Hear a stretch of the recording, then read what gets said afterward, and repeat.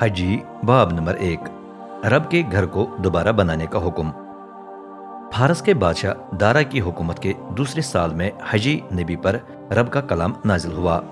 چھٹے مہینے کا پہلا دن تھا۔ کلام میں خدا یہودا کے صدر زربابل بن سیالتیل اور امام اعظم یوشع بن یہوصدق سے مخاطب ہوا۔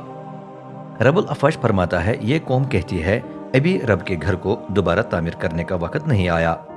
کیا یہ ٹھیک ہے کہ تم خود لکڑی سے سجے ہوئے گھروں میں رہتے ہو جبکہ میرا گھر اب تک ملبے کا ڈھیر ہے؟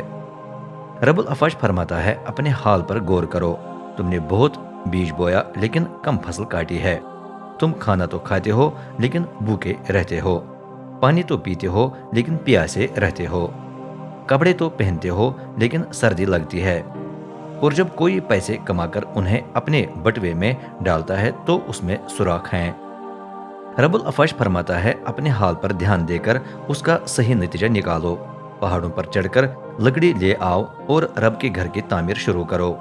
ایسا ہی رویہ مجھے پسند ہوگا اور اس طرح ہی تم مجھے جلال دو گے۔ یہ رب کا فرمان ہے۔ دیکھو، تم نے بہت برکت پانے کی توقع کی لیکن کیا ہوا؟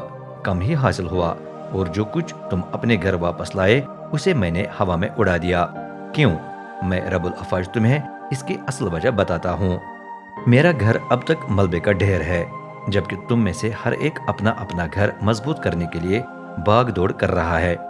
اس لیے آسمان نے تمہیں اوس سے اور زمین نے تمہیں فصلوں سے محروم کر رکھا ہے۔ اس لیے میں نے حکم دیا کہ کھیتوں میں اور پہاڑوں پر کال پڑے کہ ملک کا اناج، انگور، زیتون، بلکہ زمین کی ہر پیداوار اس کی لپیٹ میں آ جائے۔ انسان و حیوان اس کی زد میں آ گئے ہیں اور تمہاری محنت مشقت ضائع ہو رہی ہے۔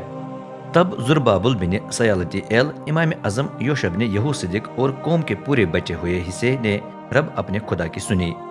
جو بھی بات رب ان کے خدا نے حجی نبی کو سنانے کو کہا تھا اسے انہوں نے مان لیا۔ رب کا خوف پوری قوم پر طاری ہوا۔ تب رب نے اپنے پیغمبر حجی کی معرفت انہیں یہ پیغام دیا۔ رب فرماتا ہے، میں تمہارے ساتھ ہوں۔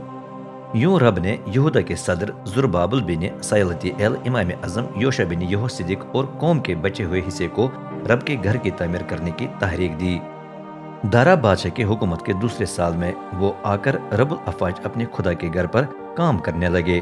چھٹے مہینے کا 26واں دن تھا۔